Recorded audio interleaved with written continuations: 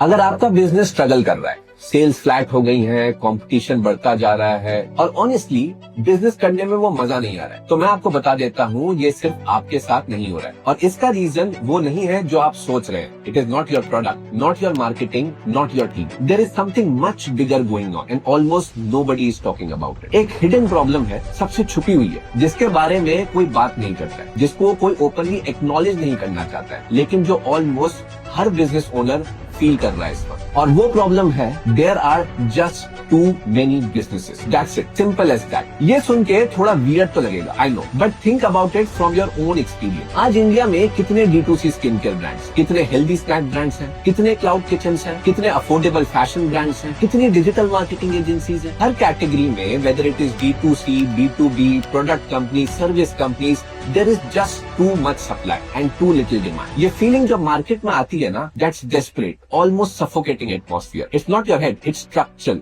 It's real. और ये problem सिर्फ स्टार्टअप्स की नहीं है। मैं ऐसे establish, well funded, historically dominant brands के साथ काम करता हूँ जो ये सेम प्रॉब्लम फील कर रहे हैं। So trust me, this is universal. अब ये ओवर क्राउडिंग क्यों हो रही है? Why is it getting worse every single year? There are three very specific forces driving this. पहला रीजन, ग्लोबलाइजेशन। पहले एक बैंगलोर का ब्रांड बेसिकली बैंगलोर में कॉम्पीट करता था, मे बी इंडिया में। अब a brand from Singapore, a brand from China, a brand from US, they are landing directly on your customer's phone. Geography as a natural moat is basically gone. अगर कोई business model किसी भी market में work करता है तो अगले 18 महीनों में it's in your market too. More players, same customer. Second reason, the internet. Internet ने डिस्ट्रीब्यूशन इजी बना दिया है, स्केल आसान कर दिया है, सब जानते हैं। But the scarier thing is internet, it enables massive consolidation. Think about it, what Blinkit and Zepto are doing to kirana store. Think about what Amazon and Meesho are doing to offline retail. ये सिंपल क्राउडिंग से ज्यादा dangerous है। It's like the room is already packed and then an elephant walks through the door and sits on everyone. तीसरा reason है the ease of execution.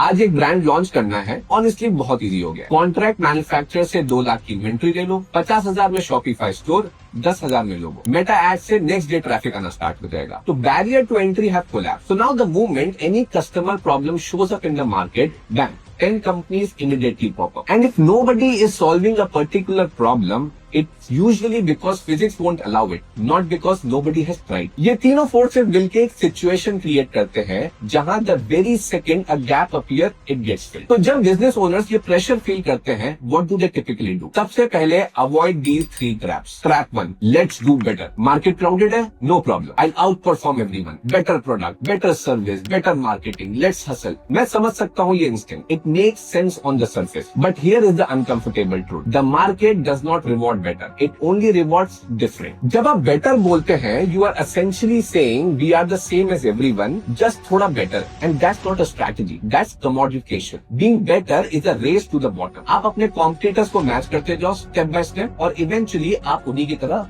दिखने लगोगे. Trap 2, niche down. Oh God, how many times have you been told this? Find your niche, serve your niche, be the only one in your niche. And I get it. Logically it sounds good. But ये advice उसी overcrowding की वजह से popular हुआ है. It's like trying to find an affordable flat in Mumbai. The good ones are gone and whatever is left is either too small or too expensive for you to make sense. Here is what actually happens when you niche down. You find your niche, वहाँ already 3 लोग हैं. और niche करोगे, अब काम ही रह गया 2 करोड़ का. और niche करोगे, अब आप ऐसे segment के लिए काम कर रहे हैं जिसका market ही exist नहीं करता. मेरे पास एक simple advice है for this. Stop digging. There is no more niching you can really go to. In most categories, the gap which you are trying to look for in the name of niching वो नहीं मिलेगा. And if you do find it, it probably won't be valuable enough to do a real business in it. तो फिर क्या करना चाहिए? देखो, जो पूल एग्जॉस्ट हो गया है वो है एग्जिस्टिंग कस्टमर नीड का पूल। वो चीजें जो लोग सर्वेस में बता देते हैं, वो चीजें जो कीवर्ड डेटा में मिल जाती है, वो ट्रेंड्स जो आप ऑब्जर्व कर सकते हैं, कॉपी कर सकते हैं। ये पूल डन है। Too easy to find, too easy to address. जो डेटा दिख रहा है वो डेटा आपको नहीं दिख रहा है, वो डेटा आपके सारे कॉम्पिटिटर्स को भी दिख रहा है। Same data, same insights, same solution, सब एक ही लाइन में खड़े हुए हैं। लेकिन एक पूल है जो कभी एग्जॉस्ट नहीं होगा और वो कभी भी नहीं होगा, वो है अननोन नीड्स का पूल। अननोन नीड्स वो होती हैं जो कंपनीज आंसर नहीं करती हैं, वो क्रिएट करती है। इंडियन एग्जांपल में देखते हैं, मामा अर्थ कोई कस्टमर सर्विस नहीं था जिसमें पेरेंट्स बोल रहे थे मुझे टॉक्सिन फ्री बेबी प्रोडक्ट्स चाहिए। Nobody knew they needed this, but Mamaearth ने ये नीड क्रिएट करी और आज एक 10,000 करोड़ रुपए की कंपनी है। Let's take boAt. इंडिया में अफोर्डेबल ऑडियो प्रोडक्ट्स थे, generic ones, Chinese one, all over the place, but कोई नहीं था जो स्टाइल और एस्पिरेशन को अफोर्डेबल ऑडियो के साथ कनेक्ट कर रहा था। बोट ने ये नीड क्रिएट करी। पहले था ही नहीं ये स्पेसिफिक डिजाइन। अब 3 करोड़ से ज्यादा यूनिट्स मार्केट में बोट के बिकते हैं और ये मार्केट लीडर है। ज़ेप्टो ग्रोसरी डिलीवरी ऑलरेडी थी, बिग बास्केट था, ग्रोफर्स था, 10 मिनट डिलीवरी की डिमांड कोई नहीं कर रहा। It wasn't on anyone's wish list, but Zepto ने ये कॉन्टेक्स्ट क्रिएट किया। अब पूरी इंडस्ट्री ये 10 मिनट डिलीवरी चेस कर रही है। In all 3 cases the markets were already crowded. There were no obvious gaps, no unmet needs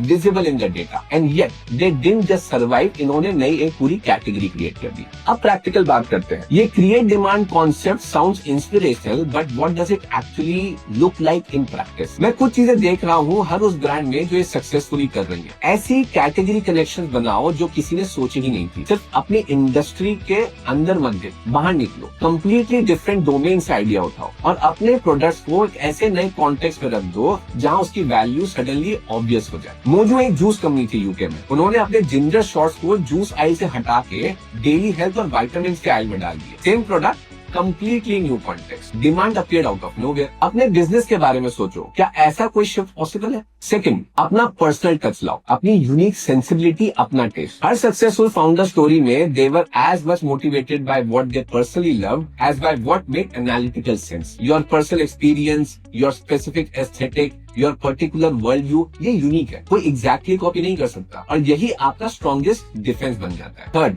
category norms को रिजेक्ट करना स्टार्ट करो। बाकी सब जो रूल्स फॉलो कर रहे हैं अपनी कैटेगरी में डेलिबरेटली उन रूल्स को ब्रेक करना स्टार्ट करो। ये सिर्फ क्रिएटिविटी नहीं है, ये एक स्ट्रैटेजी है। जब आप कैटेगरी के नॉर्म्स को अंडरमाइन करते हो, आप एक ऐसी पोजीशन क्रिएट करते हैं जहां your competitors literally can not follow you, because if they did they will undermine their own brand in the process. Finally have the courage to pursue ideas that are easy to argue against. ये शायद सबसे underrated point है। अगर आपका idea सब लोग easily accept कर लेते हैं, it's probably not strategy. It's probably just common sense with fancy words. Real strategy is always easy to argue against before it works. Zepto के फाउंडर लोग बोल रहे थे 10 मिनट में डिलीवरी, इकोनॉमिकली तो पॉसिबल नहीं है। बोर्ड के फाउंडर्स बोल रहे थे इतने बड़े प्लेयर्स हैं ऑलरेडी, हम कैसे जाएंगे? Courage is both a cause and symptoms of real strategy. मैं ये सिर्फ इनोवेशन के नहीं बोल रहा हूँ, मैं ये इसलिए बोल रहा हूँ क्योंकि the economics have genuinely shifted. The game that worked before, better product, tighter niche, more aggressive marketing, that game is largely changing. और इस बात को जितना जल्दी एक्सेप्ट करोगे उतना better. The new game is creation. Demand ढूंढो मत, डिमांड बनाओ। कोई कस्टमर नीड नहीं बताएगा तुम्हें ऐसा कुछ जो पहले से एग्जिस्ट नहीं करता है। ये तुम्हारा काम है as a founder, as a brand builder, to show people new possibilities which they have never even imagine. अगर ये पर्सपेक्टिव वैल्यूबल लगा, शेयर करो किसी फाउंडर से जो अभी भी सेम फ्रस्ट्रेशन फील कर रहा है। If you want to talk about how this applies to your specific business, comment में बताओ।